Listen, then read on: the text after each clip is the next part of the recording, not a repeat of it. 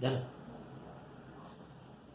विद्यार्थी मित्रांनो, आता यापुढील आपल्याला मूलद्रव्याचे आवर्त आणि इलेक्ट्रॉन स्वरूपण याचा अभ्यास आपल्याला करायचा आहे.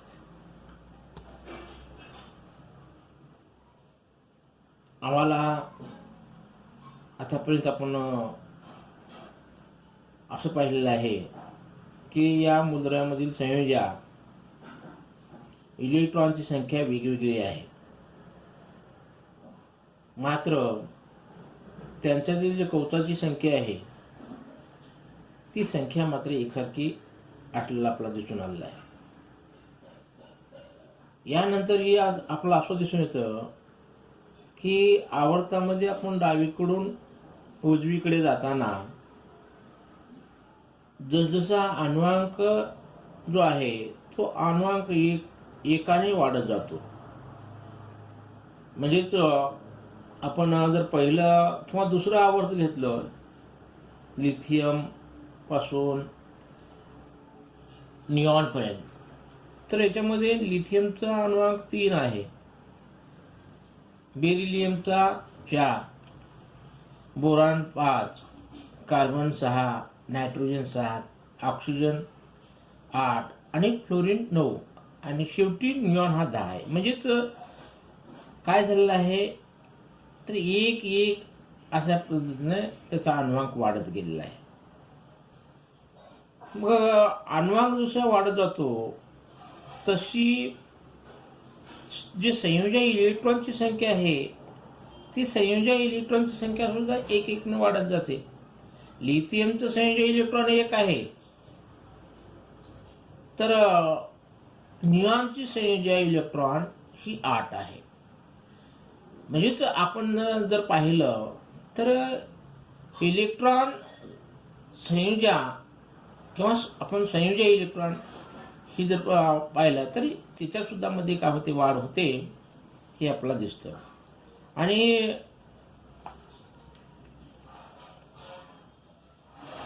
आपण हे जे तक्ता आहे या तक्त्यामध्ये जर पाहिलं तर या तक्त्यामध्ये आपल्याला नवीन आवर्त आणि नवे कवच असं आपल्याला दिसून येतं. आता नवे आवर्त आणि नवे कवच, आता उदाहरणार्थ आपण तिसरं आवर्त घेऊ, तर तिसऱ्या आवर्तामध्ये जो शेवटचं मूलद्रव्य आर्गॉन आहे,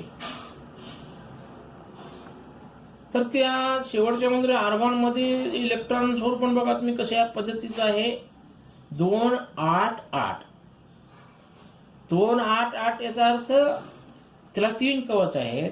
तर पहिल्या कवचात 2 इलेक्ट्रॉन, दुसऱ्या कवचामध्ये 8 इलेक्ट्रॉन आणि तिसऱ्या कवचामध्ये 8 इलेक्ट्रॉन.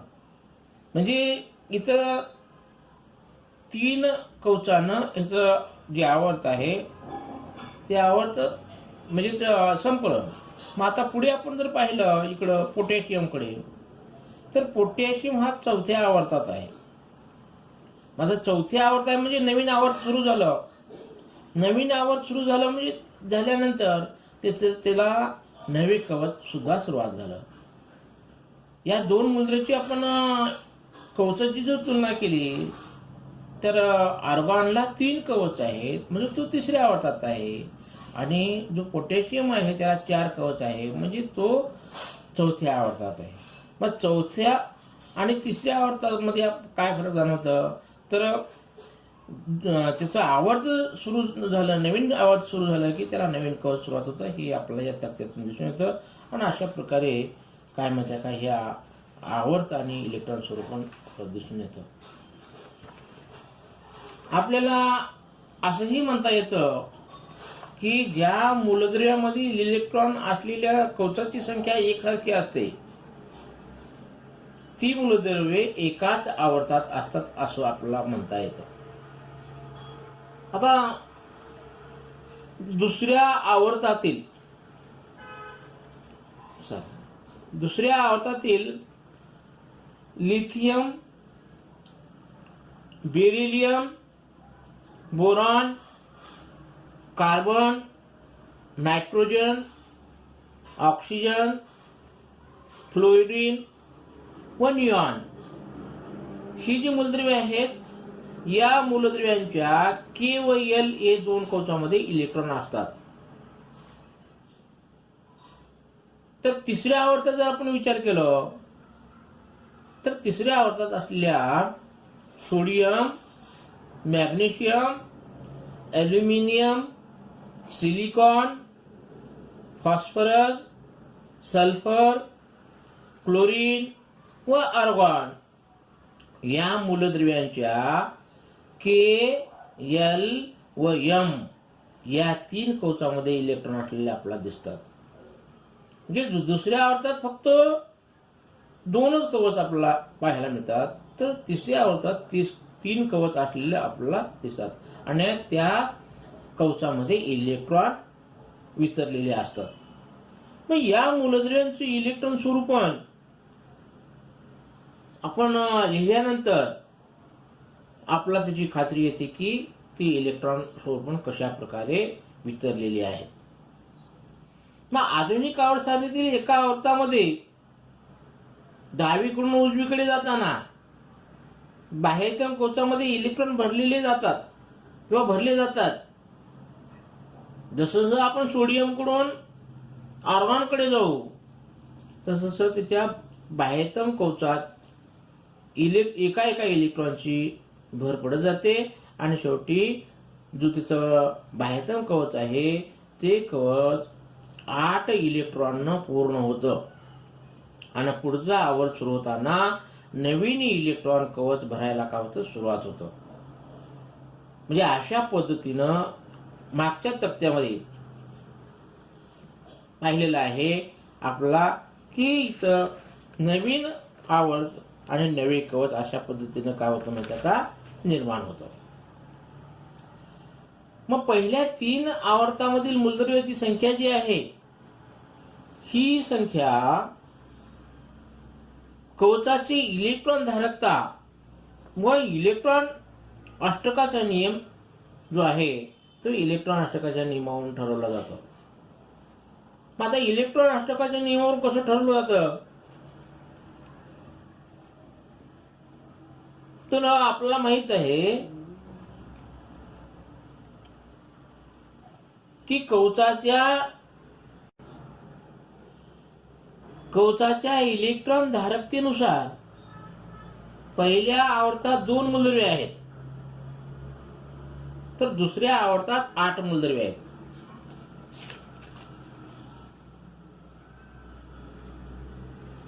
हायड्रोजन आणि हिलियम ही 2 मूलद्रव्ये पहिल्या आवर्तात आणि जे दुसरा आवर्त आहे त्या दुसऱ्या आवर्तात 8 मूलद्रव्ये आहेत.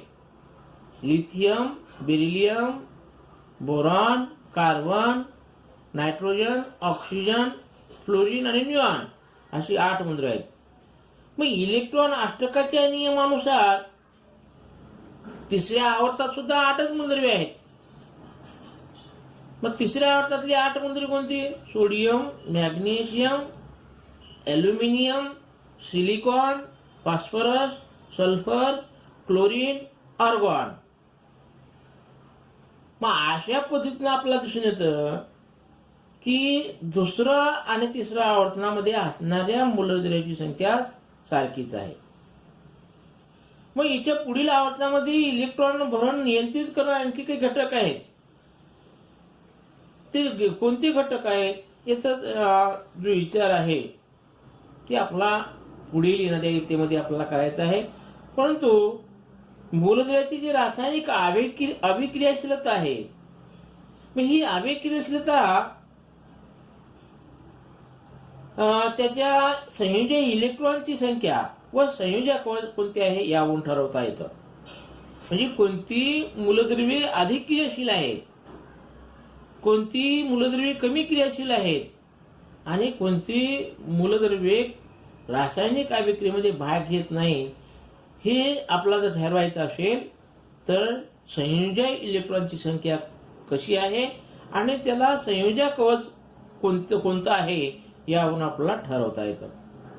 मग या दोन्ही बाबीची माहिती आपला या आधुनिक सारणीत मूलद्रव्याचे स्थान कुठे आहे यावरून आपल्याला मिळतं. आणि त्यामुळे मूलद्रव्यांच्या अभ्यासामध्ये ही जी आधुनिक आवर्त सारणी आहे ती आधुनिक आवर्त सारणी अत्यंत उपयुक्त आहे आणि त्या सारणीच्या आधारे आपल्याला मूलद्रव्यांच्या विविध गुणधर्माचा जो अभ्यास आहे तो अभ्यास आपल्याला करता येतो. तर त्यामध्ये आपला सुरुवात करण्या अगोदर आपण आधुनिक आवर्त सारणीतील आवर्ती कल कशा प्रकारे आहे त्याचा अभ्यास करू. तर आधुनिक आवर्त सारणीच्या एका आवर्तातील किंवा एखाद्या गणातील मूलद्रव्यांच्या गुणधर्माची तुलना केली असता त्यांच्यात होणाऱ्या बदलामध्ये काही जी नियमितता आहे ती नियमितता दिसून येते. मग ही जी नियमितता दिसून येते त्या नियमितीला आधुनिक आवर्त सारणीतील आवर्ती कल असं म्हणलं जातं. मग आपण ही जी आपली इयत्ता 10वी इयत्ता आहे या इयत्तेमध्ये फक्त काही गुणधर्मातील जे आवर्ती कल आहे ते आवर्ती कलच आपल्याला विचारात घ्यायचे आहे. मग कोणत्या गुणधर्मातील आवर्ती कलाचा विचार आपल्याला करायचा आहे तर त्यामध्ये पहिला आहे मूलद्रव्याच्या संयोज्या, दुसरं गुणधर्म आहे अणु आकारमान, तिसरं आहे धातू अधातू. असे जे गुणधर्म आहेत या गुणधर्मातील आवर्ती कलाचा विचार घेऊन आपल्याला हे आवर्ती कल कसं आहे त्याचं स्पष्टीकरण आपल्याला करायचं आहे. तर सर्वप्रथम आपण संयोज्या ह्या गुणधर्माचा अभ्यास करू. तर संयोज्या म्हणजे काय तर आपण मागील इयत्तेमध्ये पाहिलेलं आहे. संयोज्या म्हणजे रासायनिक अभिक्रिया करत असताना दिली जाणारी इलेक्ट्रॉनची संख्या किंवा घेतली जाणारी इलेक्ट्रॉनची संख्या म्हणजे त्या मूलद्रव्याची संयोज्या. मग मूलद्रव्याच्या जे अणूचं बाह्यतम कवच आहे त्या कवचात असणाऱ्या इलेक्ट्रॉनच्या संख्येला सुद्धा आपल्याला काय म्हणता येतं संयोज्या इलेक्ट्रॉन असं म्हणता येतं. मग या संयोज्य इलेक्ट्रॉनच्या संख्येवरून त्या मूलद्रव्याची संयोज्या ठरते हे आपण मागील इयत्तेमध्ये अभ्यासलेलं आहे. आता आपण जर असं विचार केलं की मूलद्रव्याचे इलेक्ट्रॉन स्वरूपण आणि त्यांची संयोज्या यात काय संबंध आहे याचा जर विचार केलं तर आपल्याला असं दिसून येतं की इलेक्ट्रॉन स्वरूपण हे त्या मूलद्रव्याच्या संयोजी संबंधित आहे. म्हणजे जशा पद्धतीने इलेक्ट्रॉन त्याच्या कवचामध्ये विभागले आहेत आणि त्यावरून त्याची संयोजी किती आहे हे आपल्याला लक्षात येतं. आता उदाहरण आपण पाहू बेरिलियमचा अणुअंक 4 आहे आणि ऑक्सिजनचा अणुअंक 8 आहे. तर या दोन्हीचं इलेक्ट्रॉन स्वरूप आपण पाहिलं तर त्यावरून आपल्याला लक्षात येतं की या दोन्ही मूलद्रव्यांना असणाऱ्या कवचाची संख्या 2च आहे. बेरिलियमला 2 कवच आहेत. मग त्या अणुअंकावरून पहिल्या कवचामध्ये 2 इलेक्ट्रॉन गेले आणि दुसऱ्या कवचामध्ये 2 इलेक्ट्रॉन. तर ऑक्सिजनला सुद्धा काय म्हणतात का 2च कवच आहेत. पहिल्या कवचामध्ये 2 इलेक्ट्रॉन आणि दुसऱ्या कवचामध्ये 6 इलेक्ट्रॉन. मग आता या बेरिलियमला अष्टक पूर्ण करण्यासाठी 6 इलेक्ट्रॉनची आवश्यकता आहे आणि ऑक्सिजनला अष्टक पूर्ण करण्यासाठी 2 इलेक्ट्रॉनची आवश्यकता आहे. मग आता ह्या बेरिलियमला 6 इलेक्ट्रॉन घेणं शक्य नाही परंतु ऑक्सिजनला 2 इलेक्ट्रॉन घेणं शक्य आहे. म्हणून बेरिलियमची इलेक्ट्रॉन देण्याची प्रवृत्ती असते तर ऑक्सिजनची इलेक्ट्रॉन घेण्याची प्रवृत्ती असते. म्हणून इथं दोन्ही मूलद्रव्याची जर आपण संयोजीचा विचार केला तर दोन्ही मूलद्रव्याची संयोज्या 2च आहे परंतु संयोज्य इलेक्ट्रॉन मात्र वेगवेगळा आहे. तर हे बेरिलियमचं संयोज्य इलेक्ट्रॉन 2 आहे तर ऑक्सिजनचं संयोज्य इलेक्ट्रॉन 6 आहे. अशा पद्धतीने आपला दोन्हीतला जो फरक आहे किंवा दोन्हीतलं जे काही फरक आपला इथं जाणवतं तर अशा प्रकारे हे काही म्हणतात का संयोज्या.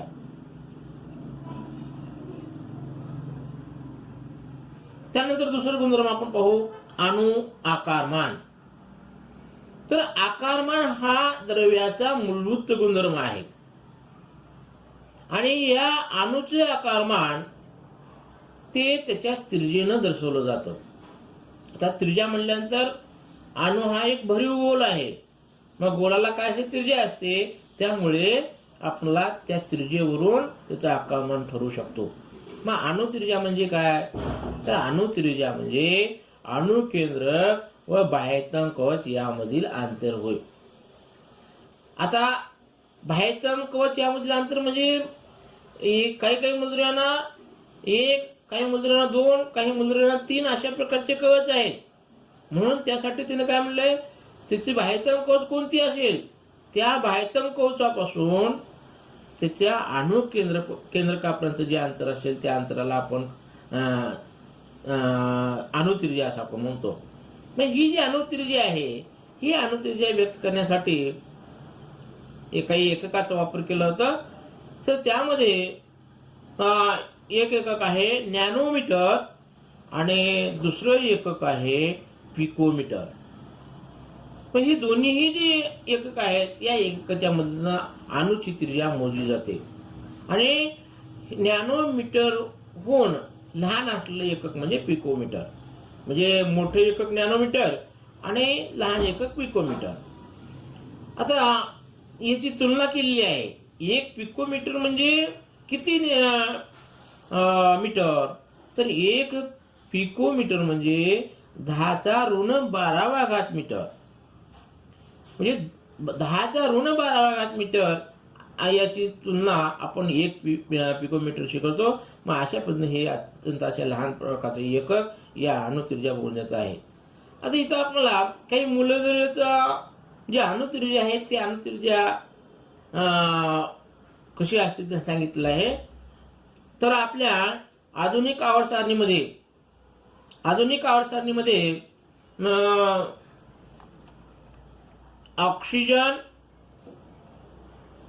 ऑक्सिजन, बोरॉन, त्यानंतर कार्बन, नायट्रोजन आणि बेरिलियम आणि लिथियम. आता हे काय केलं माहिती आहे का, इकडून उजवीकडून डावीकडे आलेलं आहे. उजवीकडून डावीकडे म्हणजे थोडक्यात इथं ऑक्सिजन, बोरॉन दिलेलं आहे, त्यानंतर कार्बन, नायट्रोजन असं दिलेलं आहे, आणि पुन्हा बेरिलियम आणि लिथियम. आता तुम्ही जर बारीक निरीक्षण केलात तर त्या ठिकाणी त्याच्या खालच्या बाजूला ऑक्सिजनच्या खालच्या बाजूला तुम्ही वर तर अणुअंक आहे, खाली काय दिलेलं आहे माहिती का, 66 असा क्रमांक दिलेला आहे.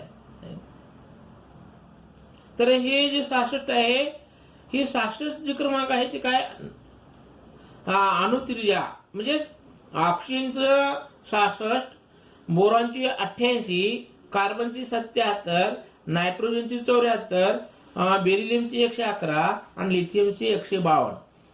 ही काय म्हणजे का अणुत्रिज्या आहे. मग आता या अणुत्रिज्येवरून आपल्याला काय म्हणता येतं, तर सर्वात लहान मूलद्रव्य कोणतं असेल तर ऑक्सिजन आहे. म्हणजे त्या ऑक्सिजनची अणुत्रिज्या 66 आहे. आणि जे लिथियम आहे त्या लिथियमची अणुत्रिज्या काय आहे 152 आहे. आता इथं ह्या एवढ्या मूलद्रव्यामध्ये विचार केला तर लिथियम सुरुवातीला आहे आणि जो ऑक्सिजन आहे तो ऑक्सिजन शेवटी आहे. मग आता ऑक्सिजन शेवटी आहे, मग आता याच्यावरून आपण असं म्हणू शकतो, जसं इलेक्ट्रॉनची संख्या वाढत जाते तस त्याचा जी अणुत्रिज्या आहे ती अणुत्रिज्या काय होते, कमी होत जाते. म्हणजे पहिल्या म्हणजे दुसऱ्या आवर्ताचा आपण विचार केला तर त्या दुसऱ्या आवर्तामध्ये लिथियमची अणुत्रिज्या ही सर्वात जास्त आहे, तर ऑक्सिजनची अणुत्रिज्या ही काय माहिती का. आता इथं मी फक्त तुम्हाला काय म्हणलं 66, 88, 77 असं म्हणलं, तर त्याची आपण एककामध्ये जर हे केलो तर 66 PM, 88 PM असं म्हणलं पाहिजे. तर PM म्हणजे पिकोमीटर. म्हणजे हे लहान एककामध्ये यांची अणुत्रिज्या काय केली व्यक्त केली जाते. तर यानंतर आपल्याला असं दिसतं की आवर्तामध्ये डावीकडून उजवीकडे जाताना, डावीकडून उजवीकडे म्हणजे लिथियमकडून फ्लोरीनकडे किंवा निऑनकडे जाताना अणुत्रिज्या कमी कमी होत जाते. या मागचं कारण काय असेल, मागचं काय होतं, तर याचं कारण असं आहे की एका आवर्तामध्ये डावीकडून उजवीकडे जाताना अणुअंक एकाने वाढत जातो. म्हणजे अणुअंकामध्ये वाढ होत जाते आणि अणुअंकामध्ये वाढ होत गेल्या कारणानं ती कशी वाढत होते ते एकानं. म्हणजे पहिल्या आता समजा उदाहरणार्थ लिथियमचा अणुअंक 3 आहे तर बेरिलियमचा 4 आहे.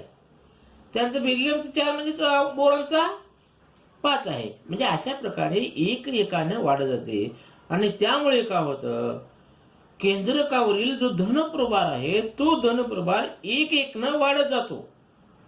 म्हणजे एकेकाने वाढत गेल्या कारणानं मग त्यामध्ये काय होतं की भर पडलेला जो इलेक्ट्रॉन आहे हा इलेक्ट्रॉन असलेल्याच बाह्यतम कवचामध्ये जमा होतो. म्हणजे इलेक्ट्रॉनची भर वाढत होत जाते, इलेक्ट्रॉन वाढत जातात आणि त्यामुळे काय होतं की बाह्यतम कवचामध्ये ते जमा होत जातात आणि हे जे इलेक्ट्रॉनची जी वाढ होते या वाढीमुळे केंद्रीय धनप्रभारामुळे इलेक्ट्रॉन केंद्राकडे अधिक प्रमाणात ओढले जातात. म्हणजे वाढीव केंद्रीय धनप्रभार, इलेक्ट्रॉन वाढले म्हणजे धनप्रभार वाढतो आणि धनप्रभार वाढल्यामुळे इलेक्ट्रॉन जे आहेत ते इलेक्ट्रॉन काय होतात केंद्राकडे अधिक प्रमाणात ओढले जातात, म्हणजे आकर्षले जातात आणि त्यामुळे काय होतं माहिती का, ही जी अणुत्रिज्या आहे आणि ती अणुत्रिज्या डावीकडून उजवीकडे कमी कमी कमी होत जाते. तर अशा प्रकारे आपल्याला ह्याच्यावरून अणूचा आकार कसा असतो हे आपल्याला लक्षात येतं. म्हणजे अणूचा आकार कमी जास्त किंवा एकाच आवर्तामध्ये असं का होतं तर त्याचं कारण आपल्याला आता आपण अभ्यासलेलं आहे. तर आता पुढे आणखी एक उदाहरण घेऊ आपण. तिसऱ्या आवर्तातलं उदाहरण घेऊ. तर तिसऱ्या आवर्तातल्या उदाहरणामध्ये आपण जवळ 5 मूलद्रव्ये पाहू. तर पहिला आहे पोटॅशियम, सोडियम, त्यानंतर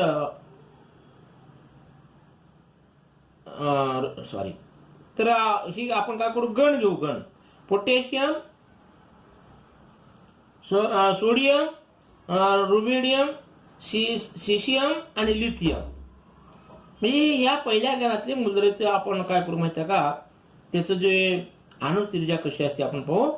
तर पोटॅशियमची अणुत्रिज्या आहे 231, सोडियमची 181, रुबिडियमची 244, सिरियमची 262 आणि लिथियमची 151. तर या मूलद्रव्यापैकी सर्वात कमी जी अणुत्रिज्या आहे ती आहे लिथियमची 151 आणि सर्वात जास्त आहे सिरियमची 262. आता जर इथं मी तुम्हाला जर म्हणलं तर अशा प्रकारे ह्या त्रिज्येमध्ये कमी जास्त काय आहे, तर तुम्ही म्हणता लिथियम हा वरचा आहे त्यामुळे त्याची कमी आहे आणि जो सिरियम आहे सर्वात खाली आहे म्हणून त्याची सर्वात जास्त आहे. तर त्याचा अर्थ तसा काढता येत नाही. तर ह्याला आपल्याला काय सांगता येतं, जसं आपण वरून खाली येऊ म्हणजे लिथियम कडून आपण सिरियम कडे येऊ, सिशियमकडे, तर त्यात काय होतं एक कवचाची वाढ होत जाते. म्हणजे कवच वाढत जातं. तर लिथियमला किती कवच आहेत 2, त्यानंतर सोडियमला किती कवच आहेत 3, पोटॅशियमला 4, रुबिडियमला 5 आणि सिशियमला किती 6. म्हणजे अशा प्रकारे तिचं कवच वाढत चाललंय आणि जसं आपण वरून खाली येतो हे कवचाची संख्या मध्ये भर पडत जाते, नवीन कवचाची भर पडते आणि त्यामुळे बाह्यतम इलेक्ट्रॉन जे असतात ते बाह्यतम इलेक्ट्रॉन व अणुकेंद्रक यांच्यामधील अंतर वाढत जातं. म्हणजे या अंतर वाढत गेल्याकडे म्हणजे कवचाची संख्या वाढली म्हणजे अंतर वाढलं आणि याचा परिणाम म्हणजे काय आहे, केंद्रकावरील प्रभार वाढून सुद्धा अणूचे आकारमान वाढत जाते.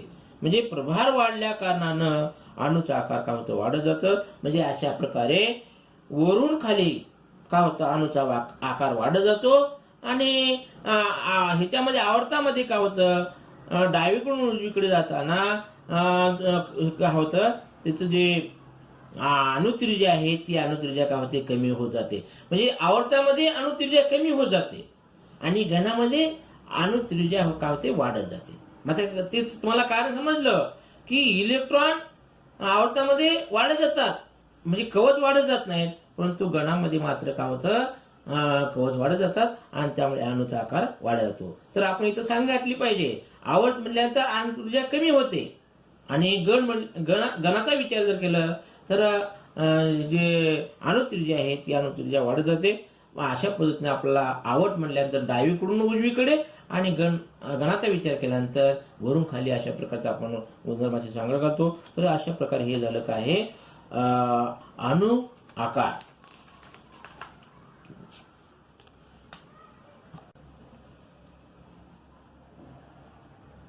तर ही जी आधुनिक आवर्त सारणी आहे, या आधुनिक आवर्त सारणीच्या डाव्या बाजूला धातू आणि उजव्या बाजूला म्हणजे नागमोडी रेषेच्या उजव्या बाजूला काय म्हणतात का अधातू आहेत.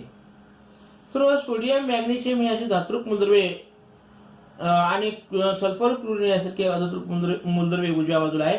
तर या दोन्ही प्रकारामध्ये जे काही तुम्हाला धातू सदृश्य मूलद्रव्ये म्हणलं, उदाहरणार्थ सिलिकॉन, बोरॉन ही धातू सदृश्य मूलद्रव्ये आहेत. असाच आकृतीबंध इतर आवर्तामध्ये सुद्धा आपल्याला दिसून येतो. मग आवर्त सारणीमध्ये एक जी नागमोडी रेषा आहे, या रेषेला अधातूपासून वेगळे करते हे असं दिसतं. तर या रेषेच्या डाव्या बाजूला धातू आणि उजव्या बाजूला अधातू व रेषेच्या किनारीने धातू सदृश्य मूलद्रव्याची मांडणी केली आहे. आपण याच्या अगोदरचा अभ्यास केलेला आहे.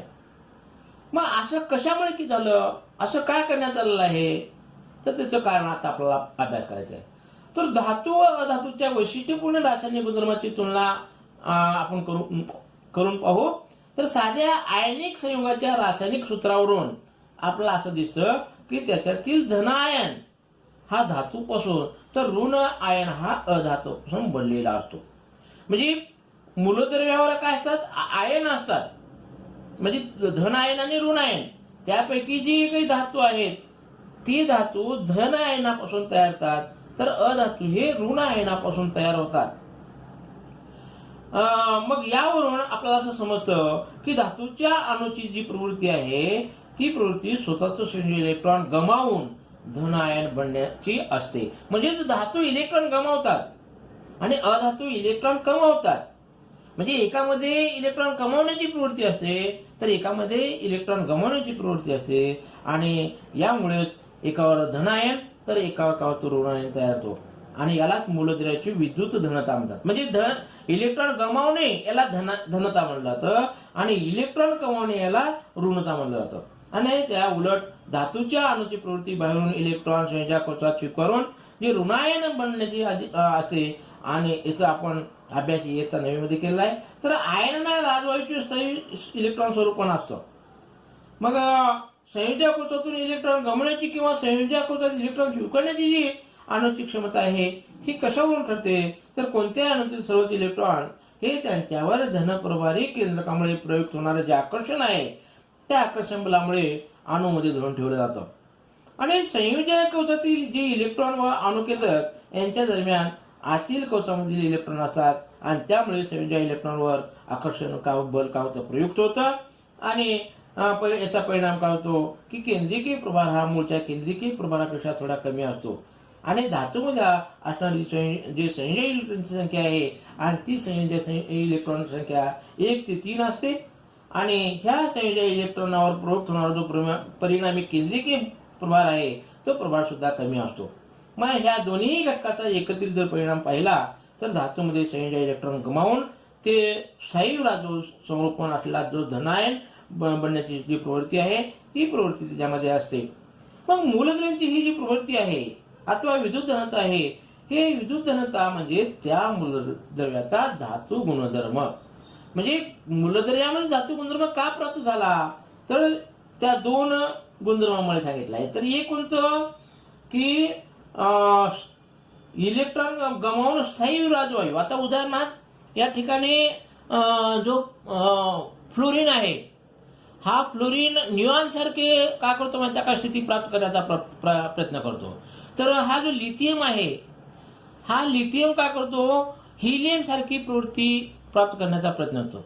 म्हणजे का, तर लिथियम हा हिलियमच्या जवळचा आहे आणि फ्लोरीन हा न्यूऑनच्या जवळचा आहे. म्हणून अशा प्रकारे लिथियमला काय करावं लागतं, हेलियम सारखी प्रवृत्ती प्राप्त करण्यासाठी एक इलेक्ट्रॉन गमावावं लागतं, मग तो हिलियम सारखा होतो, म्हणजे तो स्थायी होतो. आणि फ्लोरीनला एक इलेक्ट्रॉन घ्यावं लागतं आणि तो एक इलेक्ट्रॉन घेतल्या कारण तो कोणासारखी प्रवृत्ती निर्माण करतो, तर न्यूऑन सारखी प्रवृत्ती का करतो, निर्माण करतो. म्हणजे अशा पद्धतीने हे काय आहे, धातू गुणधर्म प्राप्त होतं. आणि अधातूचं सुद्धा तसंच आहे. तर अधातू इलेक्ट्रॉन कमावल्यामुळे त्याला काय होतं माहिती आहे का, तो कमावून काय होतो, ह्याच्यासारखी राजवायू मुद्रेसारखी प्रवृत्ती प्राप्त होतो. आणि त्यामुळे अशा प्रकारे त्याला काय होतं, जे अधातू गुणधर्म आहे ते अधातू गुणधर्म काय होतं, प्राप्त होतं. त्यानंतर हॅलोजन कुळातील जी प्रवणता आहे ती प्रवणता काय असते पाहू. तर या आधुनिक आवर्त सारणीमध्ये जे 17वं गण आहे, गण क्रमांक 17, या गणाला हॅलोजन गण असं म्हणलं जातं. मग या गणातील जे सदस्य आहेत ते सदस्य फ्लोरीन, क्लोरीन, ब्रोमीन, आयोडीन, अँटिमोनी अशा पद्धतीचे आहेत. मग या मूलद्रव्यांचं जे सर्वसाधारण रेणूसूत्र कोणतं आहे, तर X2 आहे. मग गणात वरून खाली जाताना, आता ही गण आहे, तर या गणात वरून खाली जाताना त्यांच्या भौतिक स्थितीत जी प्रवणता आहे ती प्रवणता आपल्याला दिसून येते. मग आता फ्लोरीनचं रेणूसूत्र जर आपण पाहिलं तर F2, क्लोरीनचं रेणूसूत्र पाहिलं तर Cl2 आणि ब्रोमीनचं रेणूसूत्र पाहिलं तर Br2, अशा पद्धतीचं आहे. तर या ठिकाणी फ्लोरीन आणि क्लोरीन हे दोन वायू आहेत, म्हणजे वायू अवस्थेतली मूलद्रव्ये आहेत. तर ब्रोमीन, जे ब्रोमीन आहे तो ब्रोमीन द्रव अवस्थेतला काय माहिती का मूलद्रव्य आहे, परंतु आयोडीन हा स्थायी अवस्थेतला मूलद्रव्य आहे. म्हणजे हिची जी प्रवणता आहे ती काय माहिती का बदलत गेली आहे. म्हणजे सुरुवातीचे दोन काय आहेत, वायू अवस्थेत आहेत, ब्रोमीन हा द्रव अवस्थेत आहे, परंतु आयोडीन हा स्थायी अवस्थेत आहे. तर हे अधातू आहेत, यांची अवस्था कसं काय वेगवेगळ्या द्रव आणि स्थायू कसं आहे, तर वायू अवस्था पाहिजे तसं काही नव्हतं. तर ह्या हॅलोजन गटातले जे मूलद्रव्य आहेत ते मूलद्रव्य अशा प्रकारे वेगवेगळ्या अवस्थेत आढळून येतात आणि ह्यालाच आपण काय म्हणतो माहिती आहे का, हॅलोजन कुळातील प्रवणता म्हणतो. तर अशा प्रकारे विद्यार्थी मित्रांनो हे झालं मूलद्रव्यांचं आवर्ती वर्गीकरण. तर यांच्यावर जी काही आपल्याला मूल्यमापन करायचे आहे ते मूल्यमापन मी पुढच्या पिरियडला आपल्याला देणार आहे. तरी आपण हे चांगल्या प्रकारे अभ्यास करून त्या प्रश्नपत्रिकेचे किंवा त्या चाचणीची आपण चांगल्या प्रकारे उत्तरे द्यावी अशी अपेक्षा बाळगून आपण हा अभ्यास इथे थांबवू. पुढील जो पाठ आहे तो पुढील पाठ आपण पुढच्या पिरियडला पाहू.